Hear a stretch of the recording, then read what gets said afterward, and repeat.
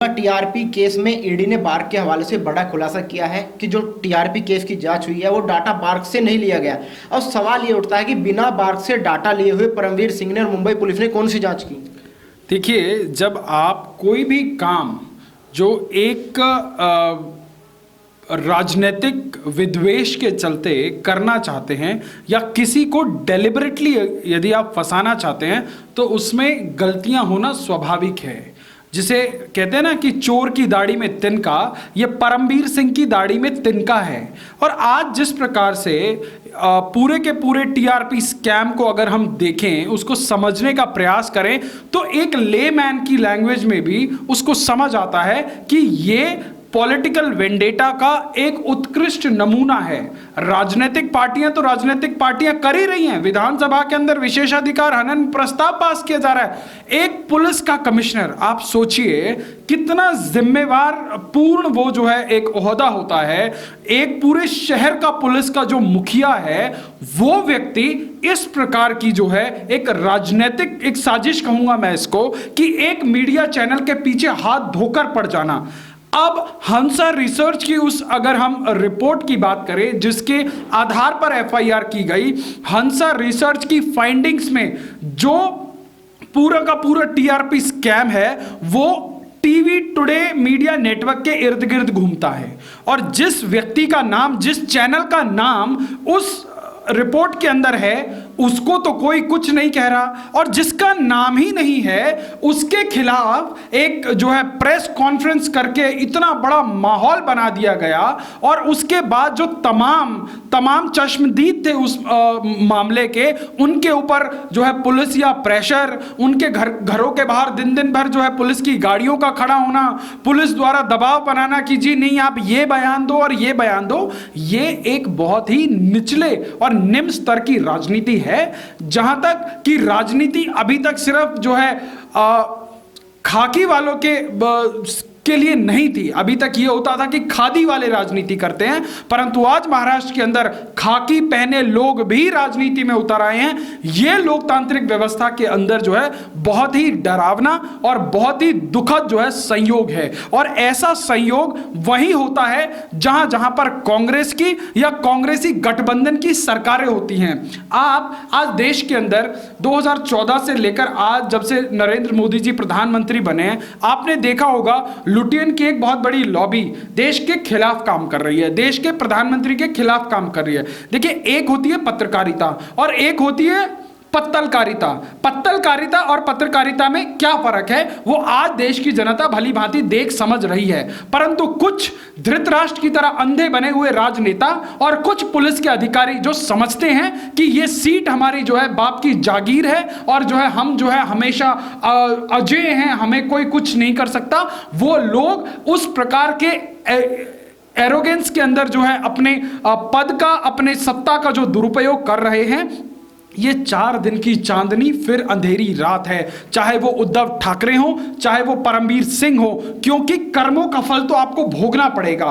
क्यों? एक जनप्रतिनिधि हैं, एक जन सेवक हैं, पर सेवा किसकी कर रहे हैं? मुंबई पुलिस के कमिश्नर ऐसे प्रतीत होते हैं जैसे वो कोई शिव सैनिक हो, शिवसेना की पार्टी के कोई बहुत बड़े कार्यकर्ता हो या प्रताप सरनाइक जैसे कोई एमएलए मंत्री हो। आप बताइए कि जिस हंसा रिसर्च के फाइंडिंग्स के आधार पर पूरी की पूरी कार्रवाई शुरू हुई थी, आज उसके बिल्कुल उलट अगर पुलिस का रवैया रहेगा, पुलिस के कमिश्नर का रवैया रहेगा और वो इस प्रकार की जो है प्रेस कॉन्फ्रेंसेस करेंगे और जो अगले ही दिन प्रमाणित हो रही है कि ये बोगस है, जिसका नाम उस एफआईआर के अंदर है, आपकी हिम्मत नहीं हो रही है कि आप उसको छू लें, आपकी हिम्मत नहीं हो रही है कि आप उसके खिलाफ कोई कार्रवाई, एक एफआईआर कर दें। और आप एफआईआर किसके खिलाफ कर रहे हैं? रिपब्लिक के खिलाफ। आप रिपब्लिक के 1000 एडिटोरियल स्टाफ के खिलाफ क्या पूछ रहे हैं? टॉयलेट पेपर कहां से आता था, स्टेशनरी कहां से आती थी, फर्नीचर। अरे भैया, ये पुलिस का काम कब से हो गया? और आपको कौन सी ट्राई ने, जो इस देश के अंदर जो तमाम एजेंसीज हैं, जो टेलीकॉम रेगुलेटरी की तमाम एजेंसीज हैं, उन्होंने आपको कौन सी जो है रिक्वेस्ट भेज दी? ट्राई ने भेज दी या बीआरएसी ने भेज दी कि आप इस चीज पे जांच कीजिए। और सबसे मजेदार बात कि जिसको आधार बनाया जा रहा है, आपने बार का रॉ डेटा ही नहीं मंगाया। और आप जांच किसके हिसाब से करेंगे बताइए ना। आपके पास कोई बुनियादी जानकारी तो होनी चाहिए, आपके पास कोई बुनियादी इंफॉर्मेशन तो होनी चाहिए, और आप हवा में तीर मार रहे हैं। और उसके बाद क्या कर रहे हैं, जो पुलिस का अधिकारी 2007 में रिजाइन कर चुका है उसको आप 13 साल बाद सिस्टम के अंदर लेके आ रहे हैं, एक एनकाउंटर स्पेशलिस्ट को, और आप देश के पत्रकारों के मन में खौफ पैदा करने का काम कर रहे हैं। जो काम मुंबई की पुलिस को करना चाहिए था, खोजी पत्रकारिता की मिसाल अर्नब गोस्वामी ने कायम कर दी। आज 1.5 महीने तक जब यह मुंबई की पुलिस सोई रही, एक एफआईआर दर्ज नहीं कर पाई। और मुंबई पुलिस क्या कर रही है, मुंबई पुलिस को जांच करनी चाहिए थी सुशांत सिंह राजपूत के मामले में, मुंबई पुलिस को जांच करनी थी दिशा सालियान के मामले में।